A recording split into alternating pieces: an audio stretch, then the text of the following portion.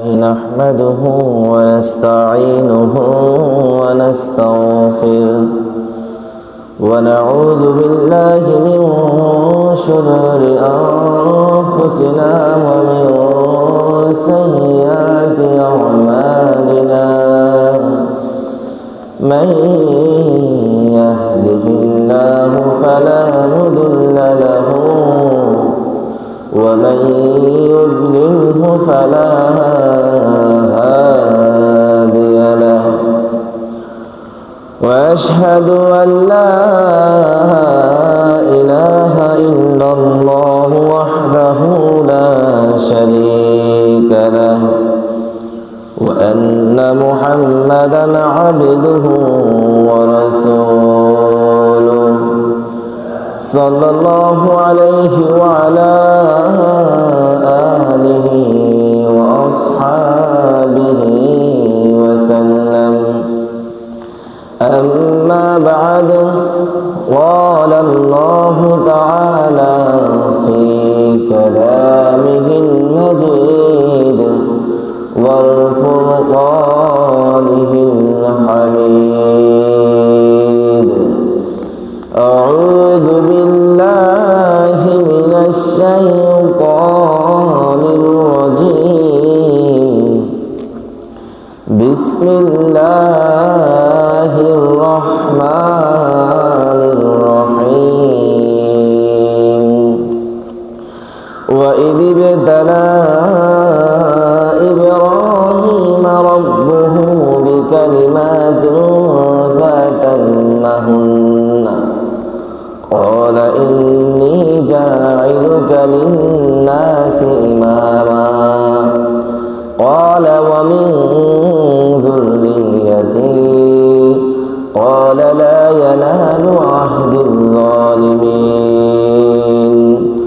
وقال النبي صلى الله عليه وسلم من وجد ساعة لأن يضحي فلم يضحي يحضر ما صلاننا أو كما قال عليه الصلاة والسلام إن الله وملائكته يصلون على النبي يا أيها الذين آمنوا صلوا عليه وسلموا تسليما اللهم صل على سيدنا مولانا محمد وعلى آل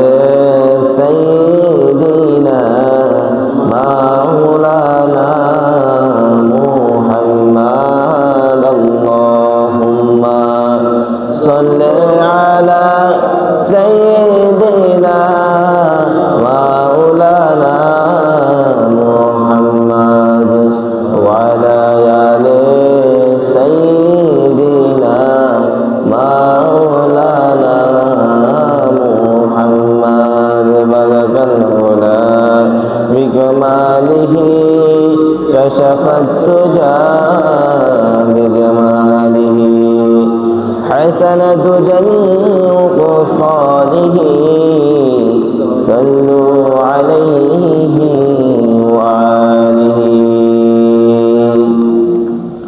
উপস্থিত মুআজ্জিজ হাজির সম্মানিত মুসলিম کرام আপনারা সকলে কেমন আছেন? আলহামদুলিল্লাহ। সকলে ভালো আছেন? আলহামদুলিল্লাহ।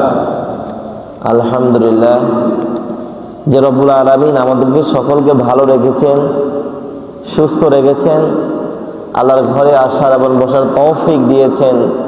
মন থেকে দিল খুলে সেই মহান মনিবের শুকর গুজার করি, জোরে উচ্চ স্বরে রবকে খুশি করার জন্য বলি আলহামদুলিল্লাহ।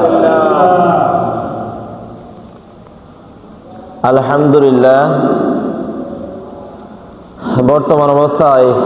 বর্তমান প্রেক্ষাপট অবস্থায় দেশের বিভিন্ন সমস্যার সম্মুখীন অবস্থায় আমরা আজকে দাঁড়িয়ে সামনে ঈদুল আজহা আমাদেরকে স্বাগত জানানোর জন্য অপেক্ষা করতেছে।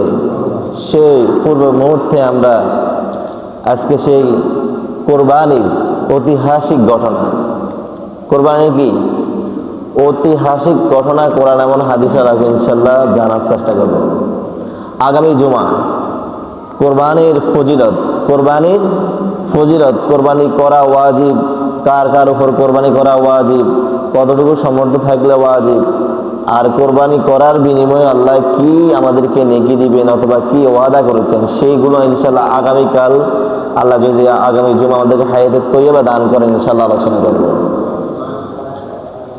আমরা একটা বিষয়, সেটা হচ্ছে যে প্রতিনিয়ত আমরা যে প্রতি বছর আমাদের যে কোরবানি আসে, এই কোরবানির দিনটাকে বলা ইয়াউমুল আযহিয়া। এই আযহিয়া শব্দটি হচ্ছে এক বছর, 9 বছরের আযহি, এর অর্থ হচ্ছে জবে করা। এর অর্থ কি? জবে করা, আল্লাহর সন্তুষ্টির জন্য কি করা? জবে করা। আর যদি আমরা পরিভাষায় বলতে চাইলে জিলহজ মাসের 10 তারিখ থেকে শুরু করে 12 তারিখ সন্ধ্যা পর্যন্ত এই সময়টুকুর মধ্যে আল্লাহর সন্তুষ্টির জন্য, আল্লাহকে রাজি খুশি করার জন্য, একমাত্র আল্লাহ আমাদের কাছে কিছুই চাই না। আমরা যে কোরবানি দিব, আল্লাহ এখান থেকে গোশত নেবেন নাকি রক্ত নেবেন, কোনো কিছু কি আল্লাহর কাছে খুঁজবে? আল্লাহকে চাই। আল্লাহ চাই কি? তাকওয়া। আল্লাহ চাই কি? বন্দার কলবের মধ্যে আসলে কি আছে।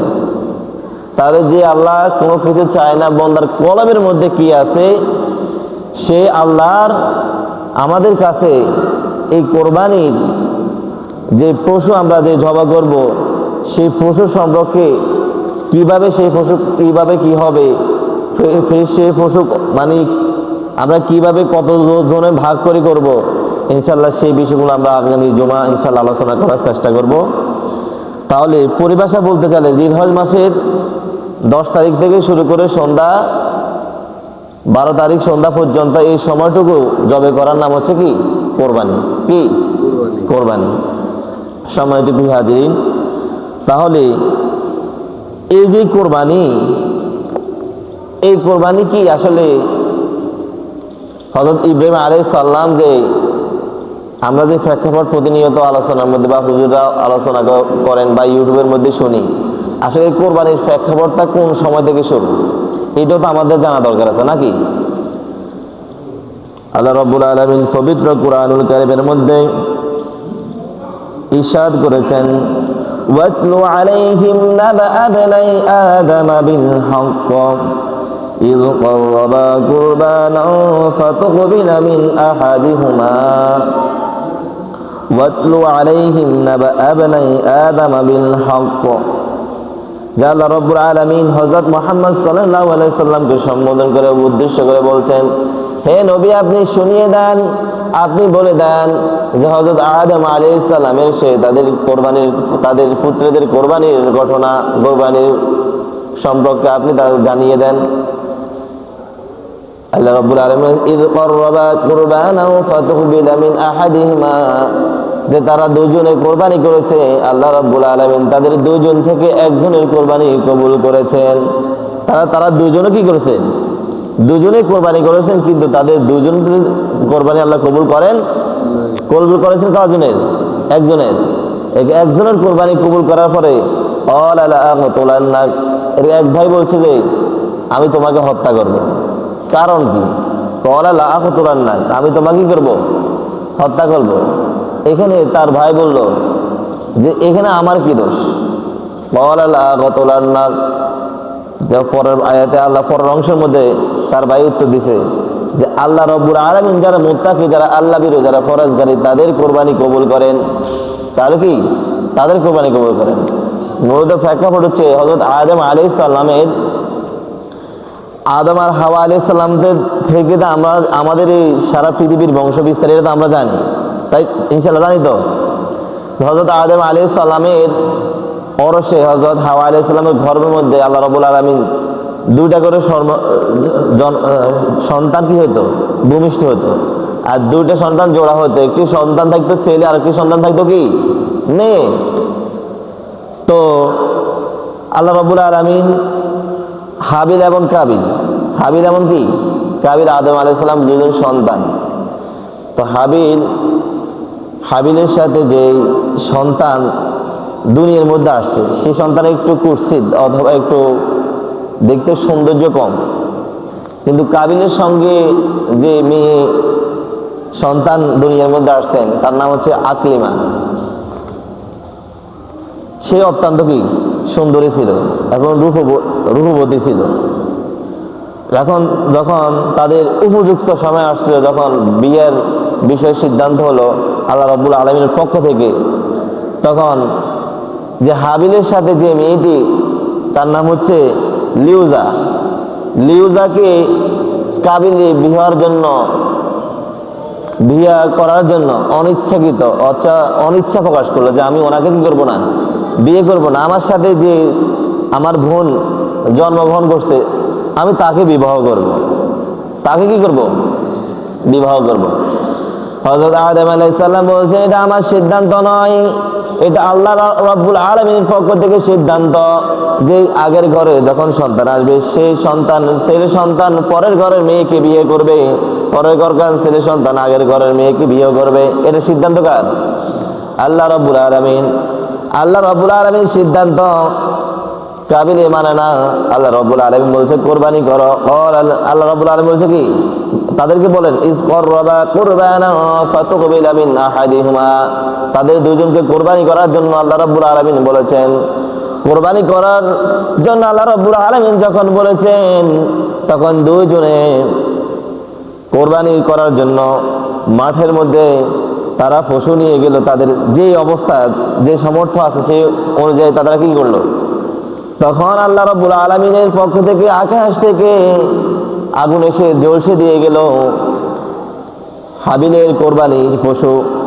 হাবিলের কি কোরবানির পশু আল্লাহ রাব্বুল আলামিন কবুল আর মঞ্জুর করেছেন, কিন্তু কাবিলেরটা কি করেন নাই, কবুল করেন নাই। এখন কি আমাদের এই বর্তমান যুগে আকাশ থেকে কি কোরবানি আগুন এসে কি জ্বলসে দেয়? আগুন এসে কি আকাশ থেকে জ্বলসে দেয়? যদি এরকম হতো কোরবানি করার লোক পাওয়া যাবে কিনা, তখন কি হইতো? এখন তো প্রতিযোগিতা চলে যে হাটে গরু সবচাইতে মোটা তাজা কোনটা, সবচাইতে দামি গরু কোনটা, তাহলে সেটা কোরবানি করা, সেটা আমরা করি।